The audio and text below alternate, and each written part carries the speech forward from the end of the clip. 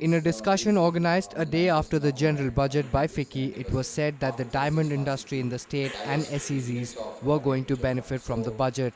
It was, however, clear that whatever was to be implemented after the passage of the budget was going to take time. FICCI Gujarat State Council, in association with KPMG in India, organized an interactive session on Budget and I on the very next day of the Union Budget 2014-15. The objective was to provide the industry and other stakeholders an understanding of the implications of the budget, in-depth analysis of the same on direct or indirect tax reforms and on different sectors. During the session, eminent speakers dealt with macro analysis, impact of budget on direct and indirect taxes, and also expert panelists shared their viewpoints on the impact of budget on various sectors.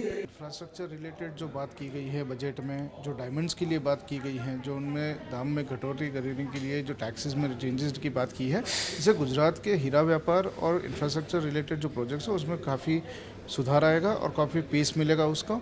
साथ साथ जो SEZ revival की बात की गई है, उससे जो गुजरात में इतनी बड़ी संख्या में SEZs जो हैं उनका रिवाइवल भी होगा, जिससे गुजरात को खूब बड़ा फ़ायदा होगा। आम आदमी को अल्पकाल में इतना फ़ायदा इमीडिएट नहीं दिखाई देगा, लेकिन जैसे समय जाता रहेगा उसका एडवांटेज मिलेगा, क्योंकि ये सब इंफ्रास्ट्रक्चर सब इम्प्लीमेंट करने के हैं, तो वो इम्प्लीमेंटेशन ओवरनाइट कोई कुछ भी नहीं हो सकता। तो वो इम्प्लीमेंट करने के लिए थोड़ा टाइम तो लगेगा ही, मिनिमम मेरे ख्याल से 1-1.5 साल के बाद उसका इम्पैक्ट आएगा। मेरे ख्याल से सबके लिए बजट है, बट क्योंकि खाली 45 डेज़ थे बजट प्रिपेयर करने के लिए, आई थिंक मुझे लगता है कि बहुत कुछ करना और बाकी है।